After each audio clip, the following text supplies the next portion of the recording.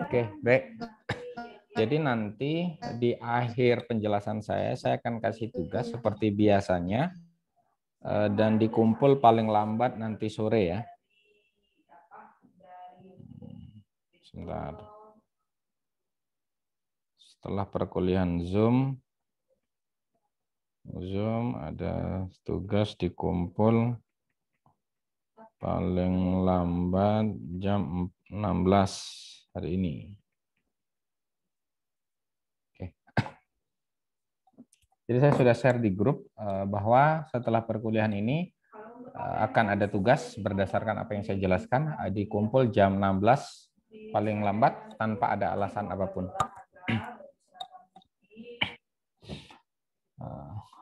Baik, saya akan share screen.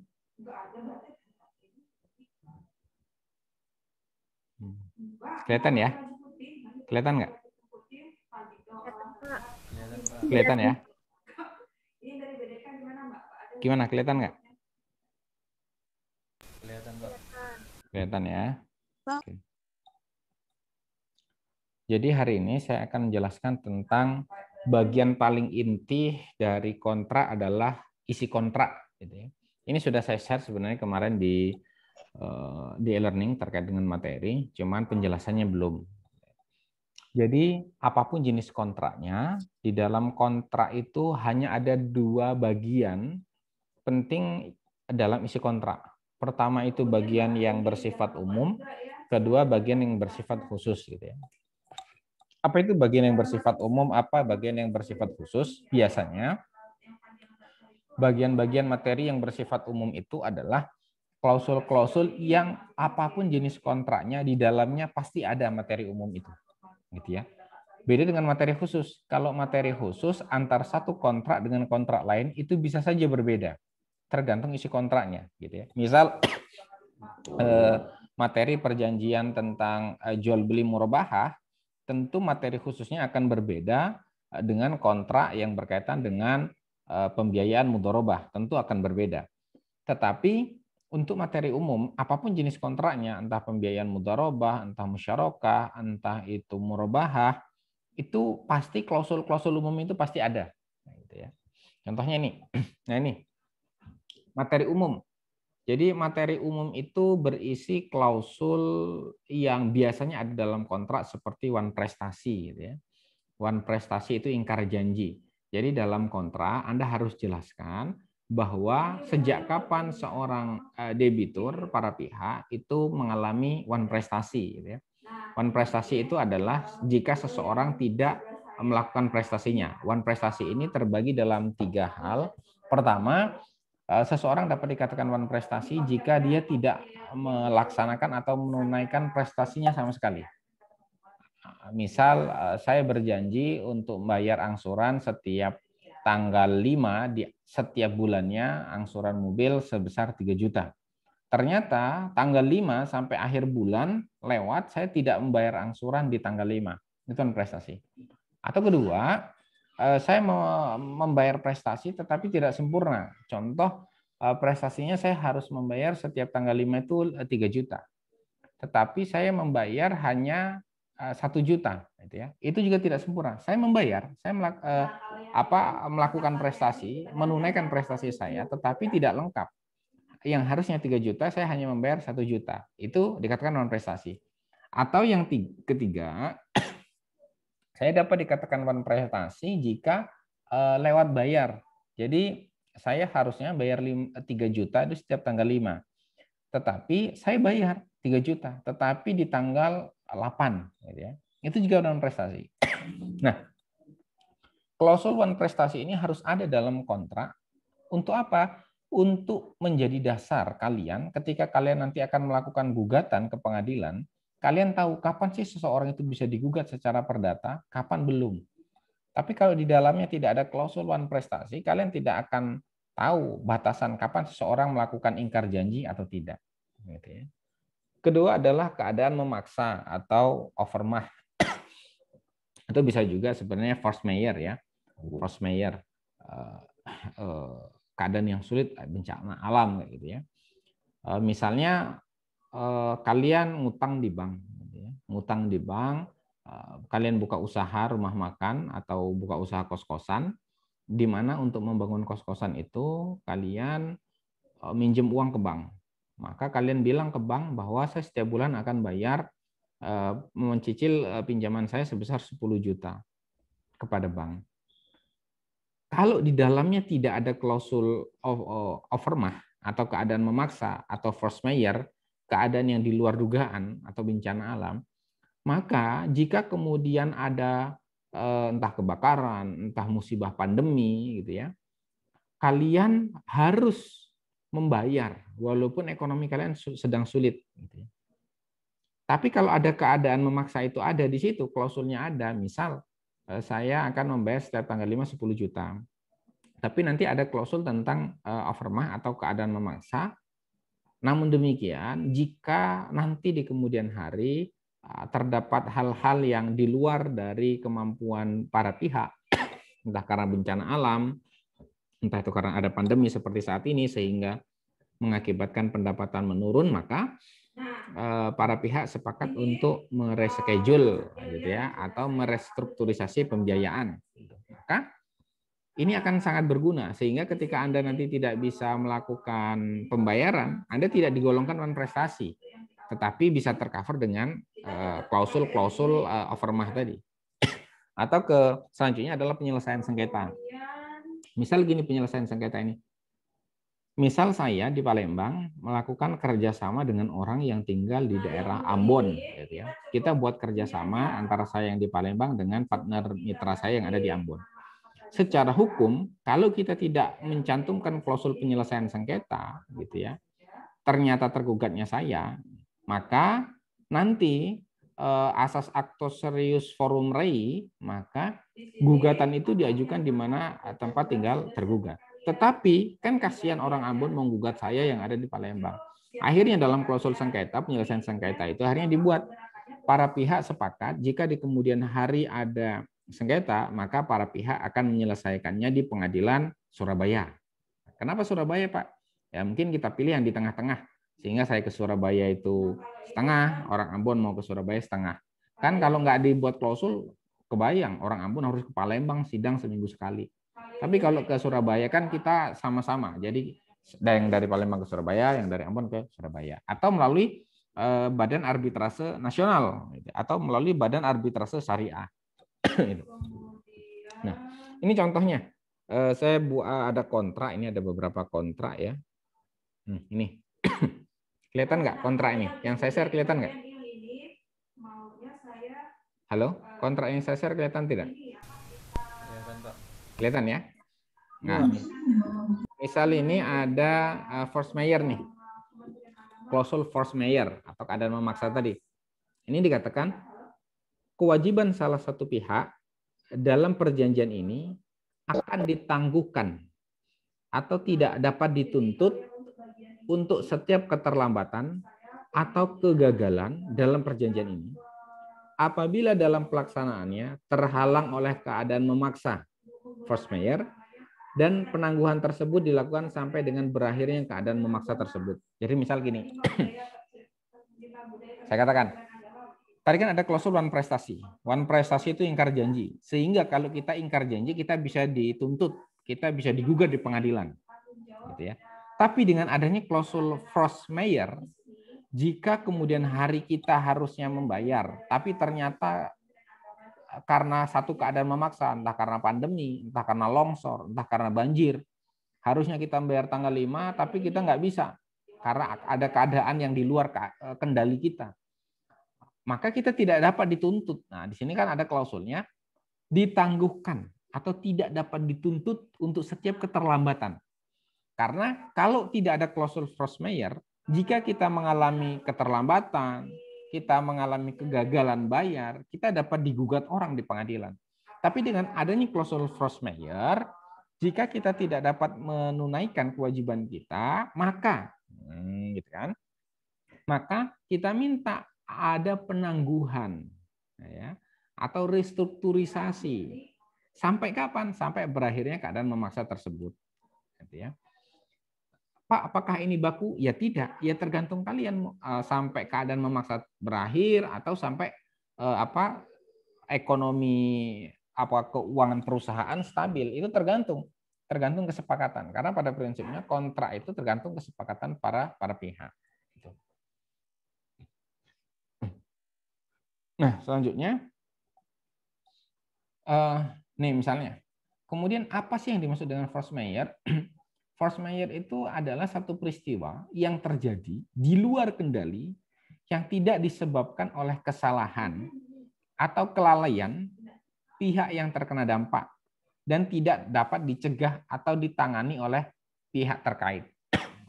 Melalui apa? Melalui pemeriksaan yang wajar, termasuk namun tidak terbatas pada gempa bumi, banjir, tsunami, epidemi.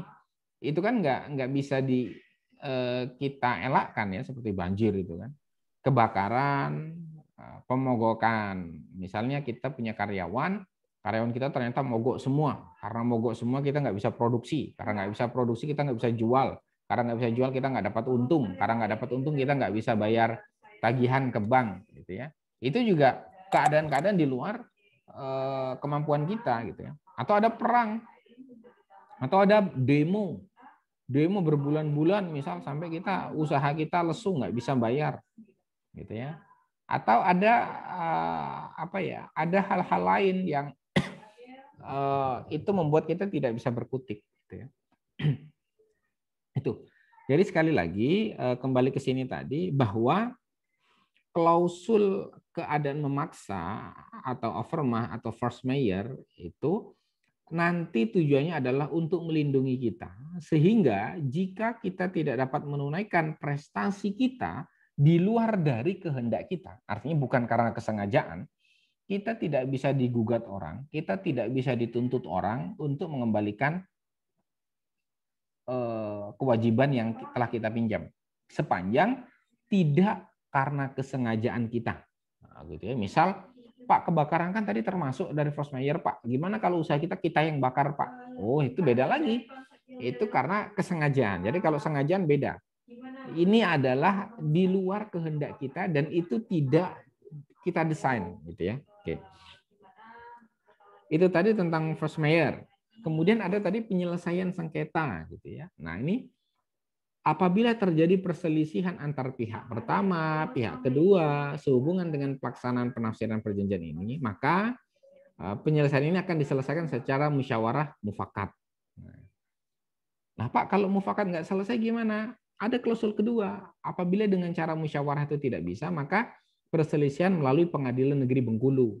Jadi ini kontrak kerjanya antara orang Palembang dengan orang Bengkulu. Waktu itu disepakati kalau ada sengketa diselesaikannya di mana? Di Bengkulu. Nah, gitu ya. Sehingga di sini penting sekali ada klausul-klausul seperti ini untuk memudahkan para pihak. Bayangkan kalau ada klausul yang kalian di dalamnya tidak pernah tahu, gitu ya, tidak pernah tahu ada klausul itu seperti ini. Ada yang di sini jadi driver Grab nggak? Halo? Ada yang jadi driver Grab tidak di sini? Ada yang jadi driver Grab? Tidak ya. Coba kalau kita lihat di driver Grab ya. Nih. Kelihatan nggak sekarang? Saya share tentang Grab nih. Kelihatan, Pak. Kelihatan, ya? Pak. Misal kita mau daftar di Grab. Itu kan di sini ada persyaratan dan ketentuan kan? Nih, kecil ini. Ada ya? Kelihatan ya? Nah, kita klik ini, isinya itu adalah klausul-klausul perjanjian antara driver dengan penyedia aplikasi. Misalnya penyelesaian. Nah, ini ada. Penyelesaian sengketa. Kan? Jadi, nanti kalau ada sengketa gitu ya, antara Grab dengan mitra, kapan diselesaikan di mana? Akan dirujuk di Badan Arbitrase Nasional Indonesia, di BANI. Gitu ya. Sesuai dengan peraturan BANI. Jadi kalau tadi yang pertama kontraknya kalau ada sengketa diselesaikan di Pengadilan Negeri Bengkulu. Kalau Grab ini diselesaikan di Badan Arbitrase Nasional Indonesia. Jadi penyelesaian sengketa itu sebenarnya untuk memudahkan kita terhadap institusi mana yang kita anggap kita percaya memiliki public trust yang tinggi untuk menyelesaikan satu persoalan hukum, gitu ya. Misal kita percayanya sama Badan Arbitrase Nasional, atau misal kita, Pak, saya ini orang syariah, Pak, jadi saya kalau mau menyelesaikan sengketa saya maunya di Basyarnas, Badan Arbitrase Syariah, gitu ya. Basyarnas, gitu. Badan Arbitrase Syariah Nasional, gitu ya. Maka larinya ke Basyarnas. Atau Pak, saya ini percaya sama orang pengadilan negeri, Pak, lari ke pengadilan negeri, gitu ya. Itu. Nah, masalahnya di Grab ini tidak ada masalah apa ya? Nah, ini keadaan kahar atau keadaan memaksa. Nah, di sini dijelaskan, coba kalian lihatlah betapa kejamnya Grab ini. Tidak adanya pelaksanaan oleh pihak manapun dari setiap kewajiban dalam perjanjian ini akan dikecualikan sepanjang dan selama periode bahwa pelaksanaan telah dianggap mustahil untuk dilakukan karena, nah ini tadi. Jadi sama, bahkan di Grab itu juga ada klausul force majeure. Cuma di sini bahasanya karena Grab ini bukan punya kita, punya orang Malaysia. Di sini ada namanya keadaan kahar. Keadaan kahar ini keadaan memaksa. Di sini apa? Tidak ada pelaksanaan oleh pihak manapun. Artinya tidak ada kewajiban, gitu ya. Karena apa tidak ada kewajiban itu? Nah ini, kalau ada pemogokan, kebakaran, banjir, gempa, bumi, tindakan atau perintah atau pembatasan pemerintah, kegagalan pemasok, kontraktor, nah itu ya. Jadi kalau ada keadaan-keadaan yang di luar dari keinginan kita, artinya kita tidak punya kewajiban untuk menunaikan prestasi kita. Sepanjang itu tidak atas dasar kesengajaan. Gitu. Oke. Jadi itu sudah ada beberapa contoh gitu ya tentang keadaan memaksa dan penyelesaian sengketa. Termasuk perubahan gitu ya. Perubahan ini misalnya klausulnya gini.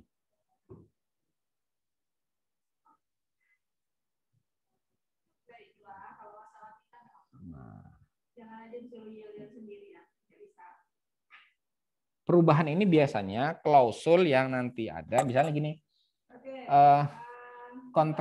kontrak ini nantinya akan diperbaharui jika diperlukan, gitu ya.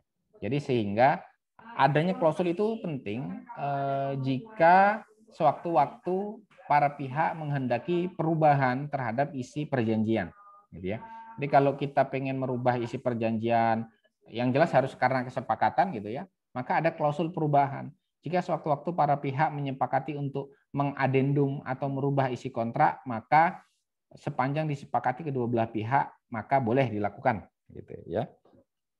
Kemudian adalah pengakhiran perjanjian, gitu ya. Pengakhiran perjanjian itu klausul yang isinya kapan sih perjanjian ini bisa berakhir? Kapan sih perjanjian para pihak yang dibuat dalam kontrak ini dianggap telah selesai sehingga orang tidak bisa lagi menuntut kita setelah kita melakukan prestasi. Ini adalah materi umum. Jadi materi umum ini materi-materi yang biasanya selalu ada dalam setiap kontrak, apapun kontraknya. Ya, jadi mau kontrak pinjam meminjam, pembiayaan, kerjasama, itu biasanya ada klausul prestasi, keadaan memaksa, penyelesaian sengketa, perubahan, gitu ya, pengakhiran perjanjian itu pasti ada.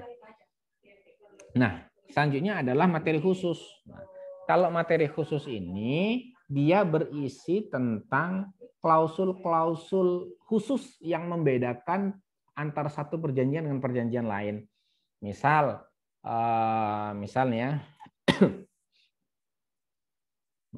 misal ini bukan ini.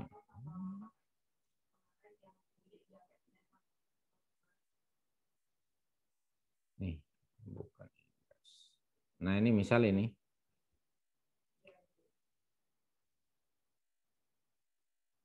Ini kan misalnya tentang, kalau dari atas kita lihat, ini adalah perjanjian tentang pemborongan pekerjaan, gitu ya.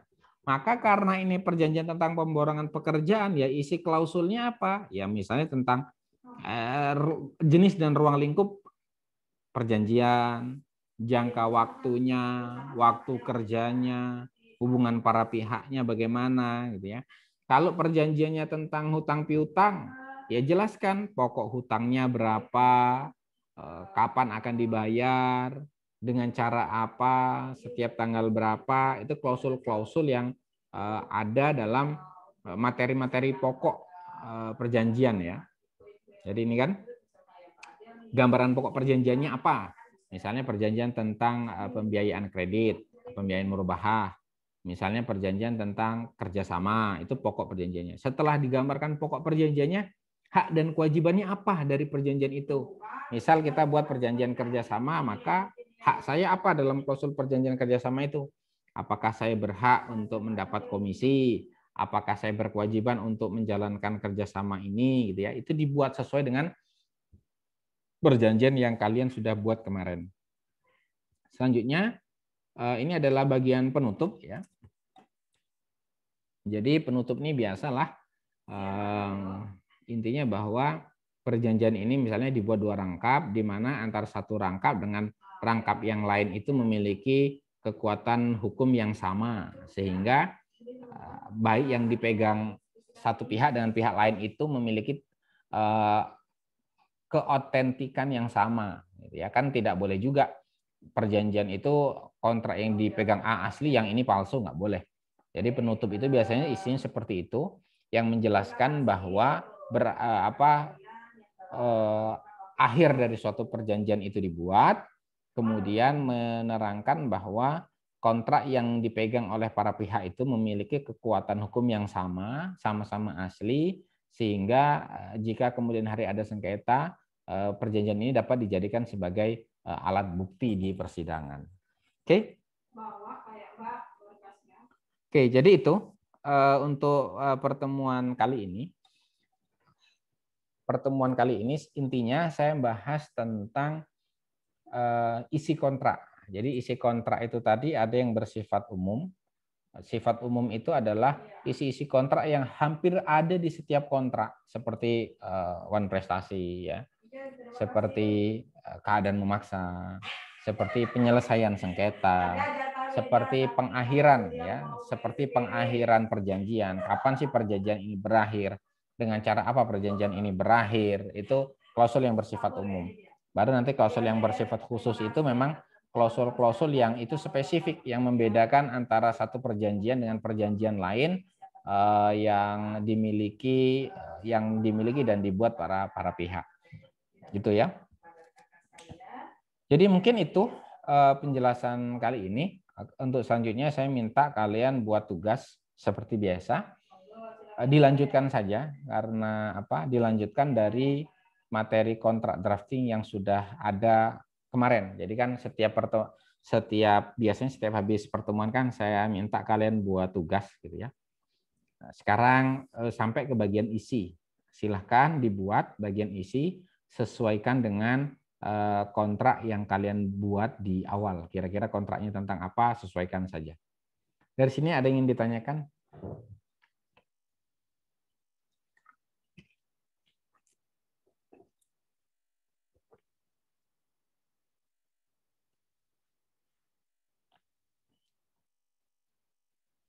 Kalau tidak ada, saya tutup. Nanti silahkan kumpul tugasnya paling lambat sore ini jam 16.00 ya. Saya sudah kasih waktu agak lama, jadi tidak lagi perpanjangan waktu ya untuk tugas dikumpul. Sebenarnya perjanjiannya dulu saya akan ngajar hanya setengah jam. Setelah itu karena kita sampai jam 12.10, kalian buat kontrak nanti terakhir jam 12.10 dikumpul gitu ya. Cuman karena ini bagian isi agak ribet dan agak butuh pemikiran ekstra, jadi saya kasih waktu sampai jam 4 sore nanti. Jadi silakan dikumpul paling lambat jam 4:05 sore nanti. Oke, itu saja mungkin. Jika tidak ada yang ditanyakan, saya akhiri. Ilallah astagfirullah. Assalamualaikum warahmatullahi wabarakatuh. Waalaikumsalam warahmatullahi wabarakatuh.